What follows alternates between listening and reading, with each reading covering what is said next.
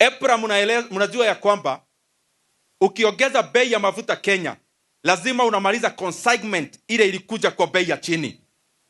So as Kenyans, we do not expect EPRA waanze kuhadaa wa Kenya na kuongeza bei ya mafuta, kwa sababu bei ya mafuta ya from the month of March up to April ni mafuta ambayo ililetwa Kenya kabla bei ya mafuta globally ianze kupanda. Kwa hivyo ile ukora mnapanga ya kuongeza bei ya mafuta this week, tutaonana ya nyinyi. Ya pili, the government introduced the reason why, na muangalia hivi, mafuta ikishuka globally ilitoka $100 billion per barrel, ikashuka hata $54 per barrel. Wakenya hawakuona ikishuka, walikuwa inateremshwa na shilingi mbili, haikiteremuka vile mafuta globally iliteremuka. Kwa sababu gani? Kwa sababu in the first 2 years serikali wakaongeza VAT katika mafuta ya 8%. Kitambo ilikuwa 8%, wakaongeza 8%, now it is 16%. Alafu in the year 2024, immediately after the protests, serikali wenyewe wakaongeza fuel levy ya shilingi 7.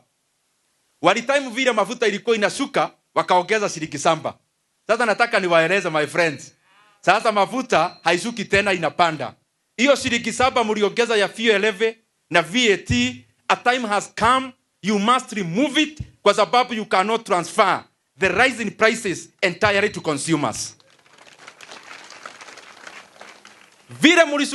Vile mlisukisha mafuta na shilingi 1 kama peremende, vile ilikuwa inashuka zaidi katika global market prices. Hata saa hii sasa imeanza kupanda. Msitupee Kiswahili.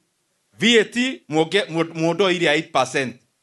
Na ile fuel levy ya shilingi 7 lazima ile ilisainiwa na minister in the last quarter of 2024, it has to be removed, because I know you are planning either this week or in the next month. Mnajaribu ati mkuja muambia wa Kenya mnaongeza mafuta kwa over 10 shillings per liter, ati muanza kusema ni Iran. Mnaongezaje bei ya mafuta haraka na ikishuka mna take months kushukisha? Ikishuka mnachukua muda, ikipanda mnataka mkuja na time waseme, oh mnaona Iran vile kunaenda, tunaongeza bei ya mafuta. Mtakapata my friends.